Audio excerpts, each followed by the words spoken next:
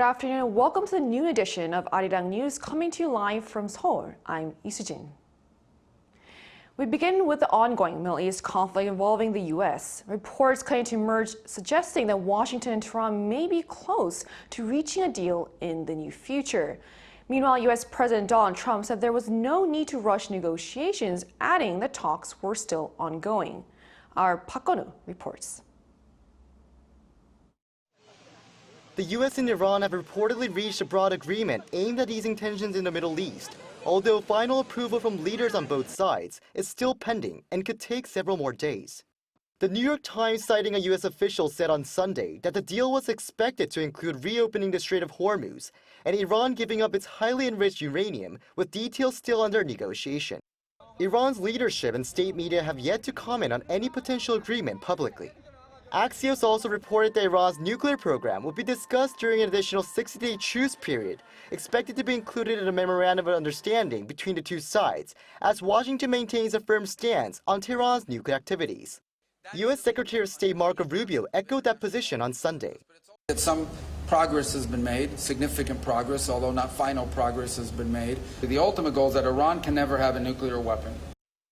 U.S. President Donald Trump said on Truth Social the same day that any agreement with Iran would be a good one, unlike the Obama-era deal, which he claimed gave Tehran large amounts of cash and paved the way for a nuclear weapon. Trump's remarks came amid criticism, including from some Republicans. Trump also said negotiations were still underway and that he had instructed negotiators not to rush into a deal. He added that a U.S. blockade would remain in place until any agreement is finalized and signed. Meanwhile, White House economic advisor Kevin Hassett said disruptions to global crude supplies would likely ease quickly once the Strait of Hormuz reopens, adding that needed volumes could be restored within 1 to 2 months after the conflict ends. Concerns, however, remain among U.S. allies in the region, particularly Israel. Israeli Prime Minister Benjamin Netanyahu said Sunday that any final agreement with Iran must eliminate the nuclear danger, including dismantling Iran's uranium enrichment facilities and removing enriched nuclear material from the country. With uncertainty still surrounding the conflict in the Middle East, attention is now on whether Washington and Tehran can turn the current framework into a lasting agreement in the coming days. Park Gun-woo, Arirang News. South Korea's benchmark KOSPI continues upward momentum, with average daily transactions topping 40 trillion Korean won for the first time ever.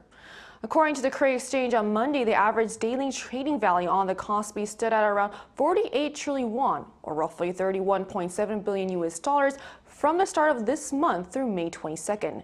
The figure surpassed the previous record set in February. The surge was largely driven by robust buying interest in major semiconductor stocks, such as Samsung Electronics and SK Hynix, with the two chip giants accounting for 43% of the KOSPI's total daily trading volume during the first 22 days of this month. North Korea is set to convene a plenary meeting of the Workers' Party of Korea, the regime's ruling party, next month. According to state-run Korea Central News Agency on Monday, North Korea will convene a second plenary meeting in late June as a follow-up to wrapping up the regime's biggest political event held in February, the 9th Key Party Congress, to conduct a mid-year review of the party and state policies for 2026 and discuss key agenda items for the second half of the year. North Korea has recently regularly convened plenary meetings in late June and December, alongside additional sessions to discuss urgent issues. While the upcoming meeting is largely seen as a routine policy gathering, attention is also focused on whether Pyongyang will unveil major decisions regarding inter-Korean and U.S. relations.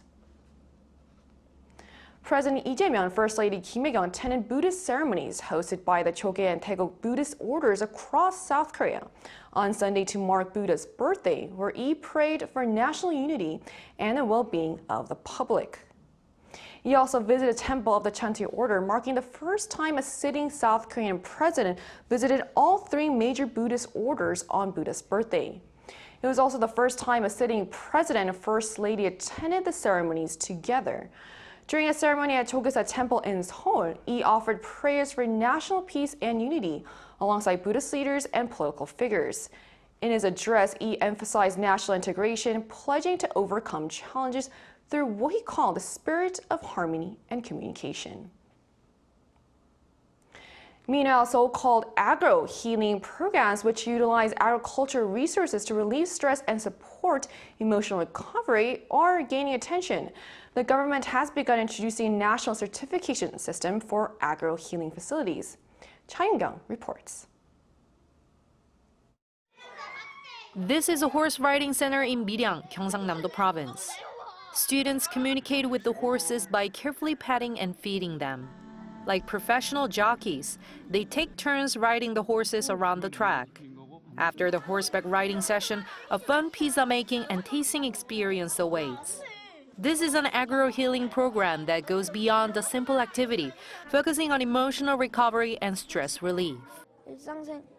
I was exhausted from constant studying, but riding a horse makes me feel like all that stress is finally being released.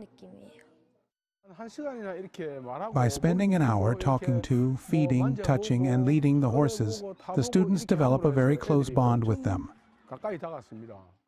At an agro-healing farm in Gimje, Jeollabuk-do Province, flowers and vegetable gardens serve as tools for therapy. Repetitive activities, such as planting seeds, touching flowers, and nurturing plants, lead to increased confidence and emotional stability.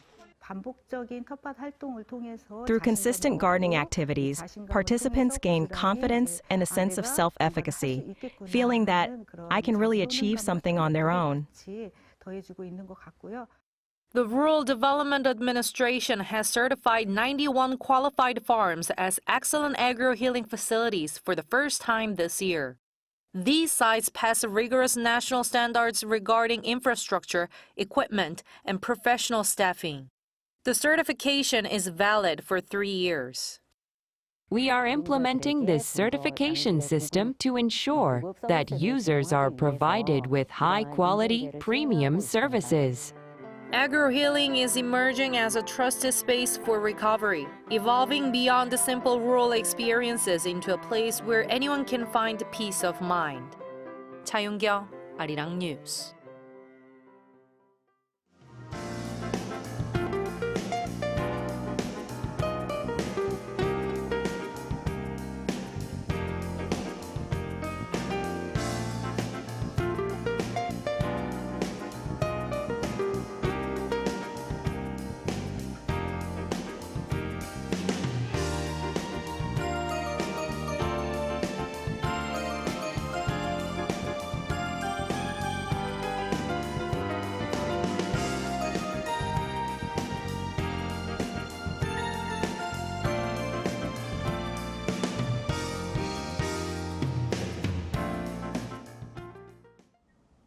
And that wraps up this new edition of Arirang News. Thank you for joining us. We'll be back with more updates at 6 p.m. Korea time. See you then.